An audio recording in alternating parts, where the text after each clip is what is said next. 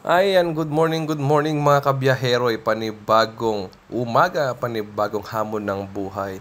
And for today's video, ipapakita ko sa inyo kung ano ang buhay ko dito sa Thailand bilang isang OFW. Ito nga, palabas na ako ng aming subdivision para pumasok sa aking eskwela. Yan, ito rin daan papunta sa eskwela ko. Everyday akong dumadaan dito. So, mga 25 kilometers siya from sa bahay namin hanggang dun sa aking school. So, ito yung tinatawag namin or tinatawag nilang Crusay Road or Nimit May Road. Ayan, on the way na ako dyan. Medyo matraffic dyan sa may right side kasi U-turn slot yan. Then, mag-U-turn tayo dyan kasi yung school na pupuntahan natin is sa kabilang kalsada. Ayan, so mag-U-turn tayo dyan. So, ayan, naka-U-turn na tayo. Dire-diretso na tayo. Dito naman tayo sa may papunta ng probinsya na. Ito yung highways. Papunta ng probinsya. Papunta sa school ko to. Medyo walang traffic dito kasi nga countryside na siya. Hindi na marami masyadong sakyan. Although marami pa rin naman. Kaso lang hindi na ganun ka traffic tulad nung mismong city proper. So yan, chill ride lang tayo dyan. Ayan yung paligid. Medyo maganda yung panahon. Hindi masyadong maaraw, hindi masyadong mainit. Yan, so ito na yung papasok dun sa probinsya talaga. Ayan, nakita nyo, maraming puno, maraming palayan, maraming kung ano-ano pa. Yan, kaya medyo masarap ang simoy ng hangin dito. Minsan, amoy, kung ano-ano na, alam nyo na yung amoy ng baryo ba, kumbaga. Amoy ng bukid. Yan, amoy bukid na yan. Ibig sabihin, sariwa ang hangin dito. Yan, papunta sa school ko. Medyo maganda ang simoy ng hangin dito. Marami kasing puno. So yan, drive lang tayo ng pa-chill-chill kasi medyo maaga pa naman. Chill lang tayo ng pagdodrive. Ingat pa rin. Siyempre, kailangan natin ng pag-iingat.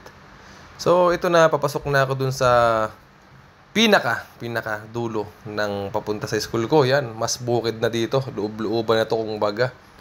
Ayan, makita nyo naman yung paligid ko. Puro puno, halaman. Yan, puro rice field. Kaya medyo maganda halimuyak ng hangin dito. Kumbaga refreshing. Yan. So, ayan, dito na tayo sa may bandang mga pa-kurba-kurbang konti. Yun. Bumibengkong-bengkong pa ng konti. Pero konti lang. Tamang liko lang siya. So, bali ganito ang araw-araw na biyahe ko. Yan, 25 kilometers nga. Papunta sa school pa lang yan. Sa morning na work natin. Yan, kaya akala nung iba, madali yung trabaho ko. Yan, dadaan tayo dyan sa mga kabukid po yan. Yung klong na tinatawag nila or yung irigasyon. Yan. Madalas nakakasalubong ako rito, kundi mga bayawak, ganun mga sawa. Kasi nga, medyo bukid eh. Maraming halaman, maraming puno eh. Tapos maraming kabukiran, tabi pa ng tubig. So, madami minsang naninirang mga ahas dyan, mga bayawak nga. So, ito na yung pinaka gilid ng aking school. Yan, rice field yan. Puro palay yan. Yung paligid. So, kaya malamig dun sa school ko, napakalamig. Ito na yung paliko ng aking school. Ayan yung welcome, kumbaga entrance niya. Then, ayan yung sa right side, yan yung aking school.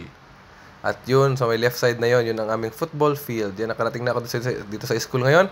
At syempre, magtuturo na tayo. Ito na yung last period ko or third period ko dito sa morning. That is 11:30 na ng morning. So, after nyan, syempre, kakain na tayo ng lunch. Sabay-sabay kami kakain ng mga kids and teachers. So, bababa kaming lahat. Then, pipila yung mga bata doon at meron kaming free lunch. Yan, pababa na ako ng hagdan. Papunta na ako doon sa may canteen. Yan yung mga kinder namin. Yung mga naka-red na yan.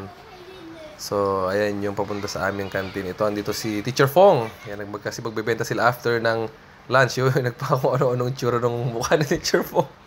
Ayan yung binibenta nila, yung hotdog. Ewan ko kung magkano yan kasi hindi pa ako nakakabili yan kahit minsan. So, ito na yung aming canteen. Yan, pipila na yung mga bata dyan. Ayan yung kanilang mess hall, yung mesa. Yan, nakapila na yung mga ibang bata. Kahit na nakakuha na sila ng pagkain nila, kailangan nilang hintayin yung ibang mga kasamang estudyante para sabay-sabay silang kumain. So, bali ito yung aming lunch. Yan, meron kami ditong mga gulay, prutas. Yan, chicken. Puro chicken lahat yan kasi Muslim school to. Yan, ang dami kong kinuha. Yan yung aking lunch ngayon. So, free yan, free. Eat all you can. Then, after nyan, nagklase pa ako ng isa, hindi ko na na-videohan. Then, ito, pauwi na ako, mga 1:30 na yan. Actually, hindi ako pauwi yan. Ito na yung biyahe ko papunta sa isang school na tuturuan ko. After school program naman yun, basketball coaching naman yun. So, meron tayong turo dun ng 2:45 ang start, pero dapat 2:30 nakarating na tayo sa school. So ayan, palabas na ulit tayo ng school sa bukid. Ayan yung paligid ko, ayan yung dinaan ko papunta, papasok. Ayan, siyempre dyan din tayo dadaan pabalik or pauwi. So hanggang dyan sa school ko na yan, at dun sa kabilang school, that is 45 kilometers. Ayan, kaya ibabiyahihin ko yan ng talagang rat-rat yan. 45 kilometers yan kasi kailangan kong makarating doon ng 2:30. So that is 45 kilometers. Sukhumvit to Nongchok. Yan, medyo malayo yan. Ang masama pa, minsan napakainit, minsan inaabot pa ako ng ulan. Ayan nga, medyo masama yung panahon dito. Medyo makulimlim. So sa bandang halfway nitong pauwi ko, siguro mga 10 minutes na akong bumabiyahe, 15 minutes, biglang umulan. Ayan, so nag-change outfit tayo. Kasi meron man tayong dalang raincoat. Kaso nga lang, medyo dahan-dahan tayo dahil madulas ang daan. Kasi umuulan. So nag-message na lang ako dun sa mga kasama ko dun na baka malate ako ng konti kasi hindi ako makakapag-drive ng mabilis. Kailangan mag-ingat. Siyempre, kailangan nating maging safe para makauwi tayo ng buhay at buo sa ating pamilya. So, ayan ang trabaho ko dito sa Thailand. After ng turo sa school, pupunta sa ibang school para magturo naman. Kumbaga part-time na yun, na semi-full-time. Kailangan kumayod ng kumayod. Walang pahipahinga, hindi usong pahipahinga sa abroad. Kaya yung iba, akala nila sabi, sarap ng buhay mo dyan sa abroad. Hindi nyo lang alam kung gaano kahirap yan. Tsatsagain mo yung mga siksikan na yan sa daan, mga usok ng sasakyan, yung init ng panahon, or umaraw at umulan. Yan, makipagsiksikan ka sa mga malaking sasakyan na ganyan. Yan, sobrang traffic. Pero tiis-tiis lang. Lahat naman ng... Wala naman trabahong madali, sabi nga nila. Wala naman trabahong madali. So, ayan yung area ng Pridi Banumyong. Yan, overtake tayo dito sa multicab or parang jeep dito sa area ng Pridi. So, ayan nga, medyo nakalusot-lusot na tayo. Yan, malapit na tayo sa tuturuan nating school. Mga ilang minuto lang makakarating na tayo sa school na tuturuan natin. So, ito yung St. Andrews International School. International school siya. So, isa ako sa mga coach na nagtuturo ng basketball dito. Ayan siya. Ayan. So, yan. Pasok na tayo sa parking. Then yun, after magturo ito, uwian na dito ako sa may parking. Medyo pagod kasi alas 5 na rin to hanggang 5 PM to. Yung turo natin dyan. So, yan. Kailangan nang umuwi at siyempre, gagabihin. Medyo malayo din. At siyempre, naghihintay sa atin yung ating pamilya para sabay-sabay din kami kumain. Ganon. So, yan, pabalik ako dyan, U-turn. Dito ako sa may area ng Ekamay or Sukhumvit Road. Siyempre, kung traffic kaninang papunta, mas traffic ngayon kasi pauwi na tayo. Kanina kasi nagbayahe tayo, mga kalagitnaan ng tanghali. Mga alas 2, 1:30 yan. Medyo matraffic na nun. Pero lalo ngayon, mga 5 kasi lahat na ng mga naggaling sa school, galing sa trabaho, uwian na. So, mas siksikan ngayon. Kaya medyo mahirap, lalo na ka-big bike tayo, mahirap magsingit-singit, di katulad ng mga ibang sasakyan na motor na maliliit. Kaya kaya nilang lumusot-lusot lang. Tayo minsan kahit naman kayang ilusot, dinadahan-dahan natin para safe pa rin tayo ba. Baka mahirap na, maka-aksidente tayo or tayong ma-aksidente, mahirap pareho yun. Sana naman, sa lahat ng biyahe natin, safe tayo. Para hindi rin tayo makaperwisyo or hindi rin tayo maperwisyo. Ito nga yan, napakadilim na, ginabi na tayo sa daan dahil sa sobrang traffic. Pero laban pa rin. Yan, kaya natin yan.